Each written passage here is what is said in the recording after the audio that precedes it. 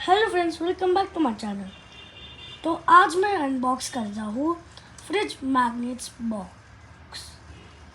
तो पहले वाला मैग्नेट था एक नेस्कैफे का कप और दो बिस्किट। नेक्स्ट है हमारा एक प्लेट जिसमें दो चाय की बॉटल है और ढेर सारी पार्ले जी। एंड लास्ट एक बोल जिसमें ढेर सारे मोमोज हैं।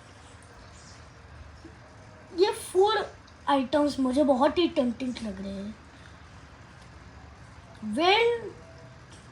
वीडियो अच्छी लगी तो like, share, comment and subscribe to my channel.